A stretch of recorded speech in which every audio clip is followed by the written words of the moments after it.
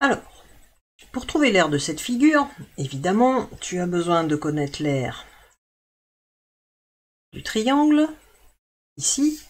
Tu as besoin de connaître l'aire de chacun de ces disques. Pour ça, tu connais les formules qui permettent de calculer l'aire du triangle et l'aire des disques.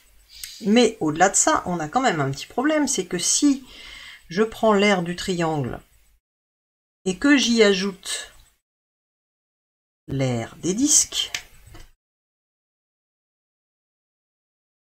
j'ai une partie où j'ai une superposition. C'est-à-dire que cette partie-là, ici, j'ai une superposition, ça veut dire que j'ai compté l'aire 2 fois.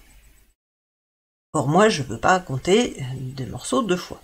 Donc, qu'est-ce que je vais faire? Je vais me dire comment faire pour ne le compter qu'une seule fois. Donc, je vais remplacer ça par cette partie-là. Mais si j'ai cette partie-là, c'est que j'ai enlevé celle-ci. D'accord? Donc là, j'ai mon disque entier. J'en enlève une partie. Je peux le mettre. Cette fois-ci, ça va être bon. Il ne faut pas oublier que par rapport à l'aire du disque, j'ai enlevé ça. Pour celui-ci, pareil. Je vais le remplacer par un disque dont j'ai enlevé une petite partie pour qu'il puisse se mettre là.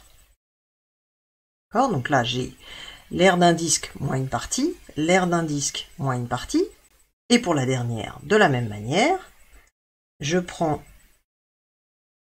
mon disque dont j'enlève une partie. Alors évidemment, j'ai fait les découpages avant, hein, pour enlever exactement la partie qu'il fallait.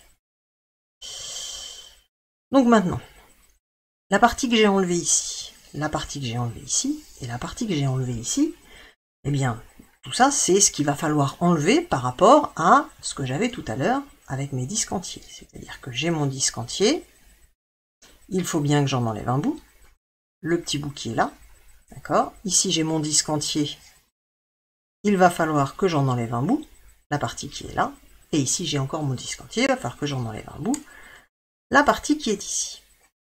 Et cette partie-là, si je regarde bien, si je les assemble,